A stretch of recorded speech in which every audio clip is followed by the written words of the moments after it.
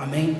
Queria cumprimentar os irmãos na santa paz do Senhor e gostaria de compartilhar uma palavra com os irmãos, que está em Daniel, capítulo 6, a partir do versículo 7, que diz assim: todos os presidentes do reino, os prefeitos e sátrapas, conselheiros e governadores concordaram em que o rei estabeleça um decreto e faça firme o interdito que todo homem que, por espaço de 30 dias, fizer petição a qualquer Deus ou a qualquer homem, e não a ti, ó rei, seja lançado na cova dos leões. Amém?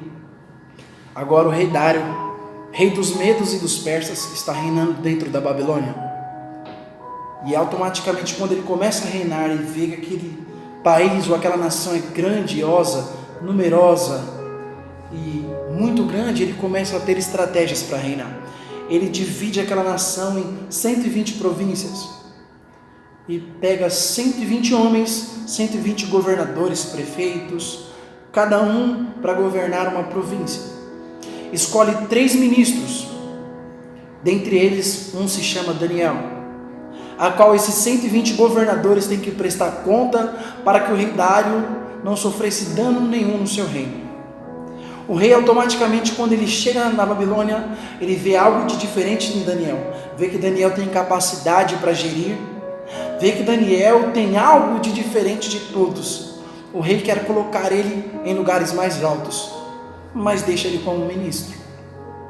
Entendendo esse contexto, nós vamos para esse versículo 7 a qual nós lemos, que agora os governadores, os prefeitos, os conselheiros se aproximam diante do rei e falam assim: rei, nós conversamos e se reunimos e achamos por bem que o rei faça uma lei, faça um decreto, um edito real dos medos e dos persas, que nenhum homem, no período de 30 dias, se ele fizer alguma petição a algum outro Deus, a outro homem, a não ser a ti, ó rei, que ele seja lançado na cova dos leões.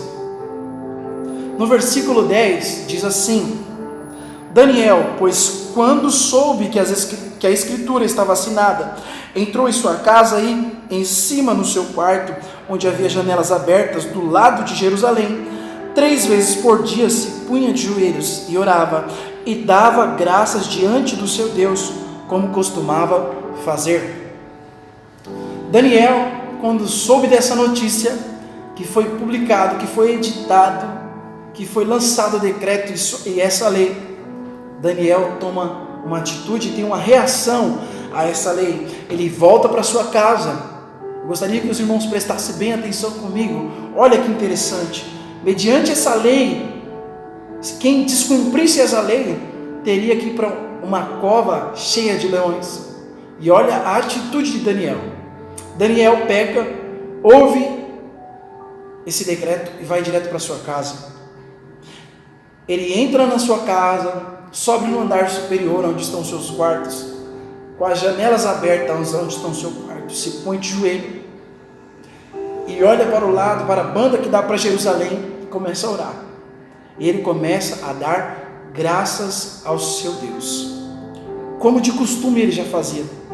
3 vezes ao dia Daniel fazia isso.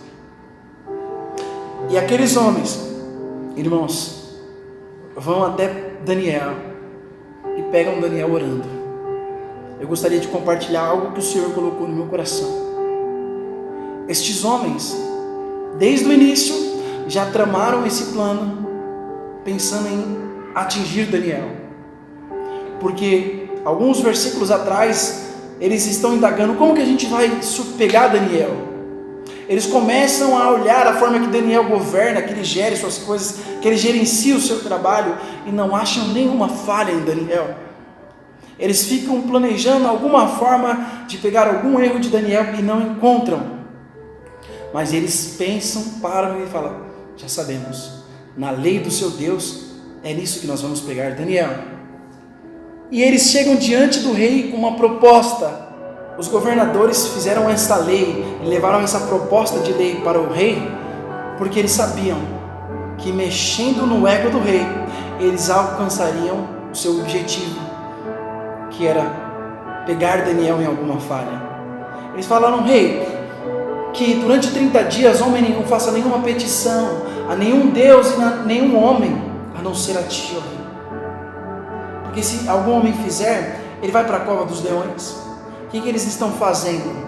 Eles estão mexendo no ego do rei, falando assim: rei, o Senhor tem tanto poder, o Senhor tem tanta glória, que os homens aqui do nosso povo não devem fazer petição a nenhum Deus durante esse período. Eles devem fazer petição a ti, porque o Senhor é semelhante a um Deus. O seu poder não é um homem comum, não tem o poder que o rei tem. Eles estão querendo mexer no ego do rei, inflamando o ego do rei, e conseguiram. E o rei vai lá e faz a publicação dessa lei. Mas o que mais tocou o meu coração é a reação de Daniel. Sabendo dessa lei que não pode orar, ele vai para a sua casa, sobe no andar de cima, dobra os seus joelhos com a janela aberta para o lado de Jerusalém e começa a orar. Isso mexeu comigo. Sabendo que você não pode orar, tem uma lei que decreta a morte, e Daniel tem essa reação.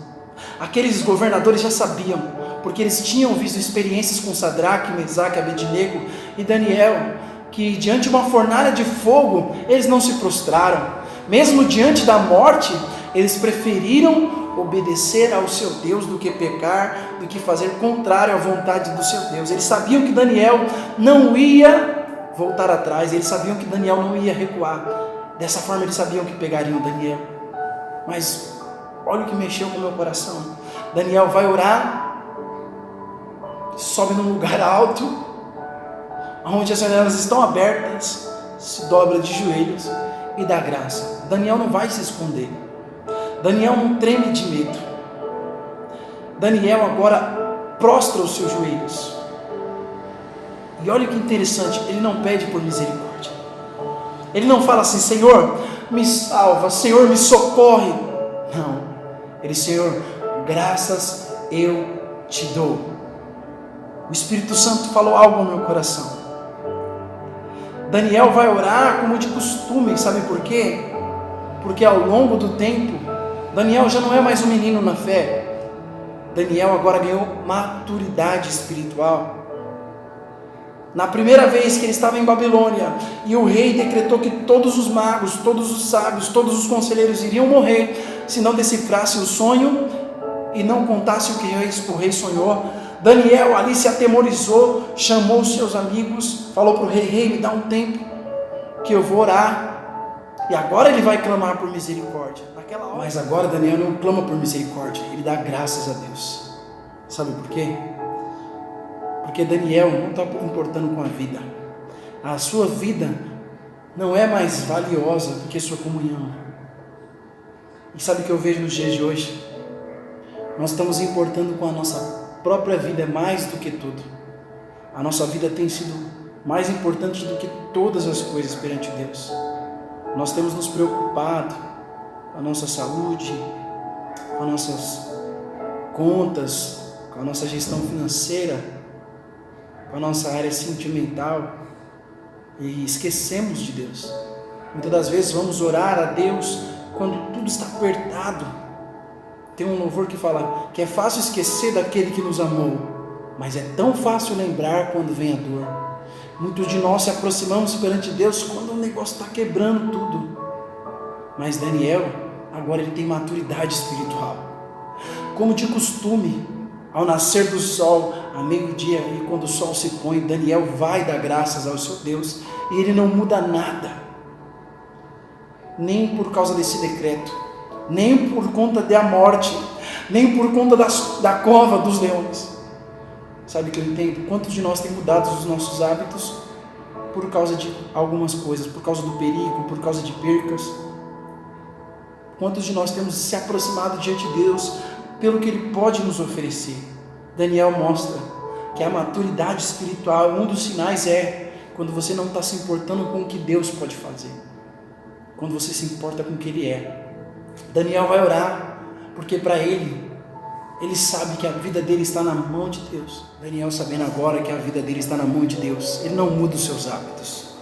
Muitos de nós, quando alguma coisa na nossa vida dá errado, no nosso dia, a gente não se programa para que as coisas dêem errado, mas quando algo dá errado, a gente muda os nossos hábitos, a gente não consegue orar, a gente não consegue se alegrar mais da mesma forma. Só que Daniel não muda os seus hábitos. Ele continua. Ele fala: Pai, graças eu te dou. Por mais que o dia não foi bom, graças eu te dou. E agora ele vai parar na cova dos leões por causa disso.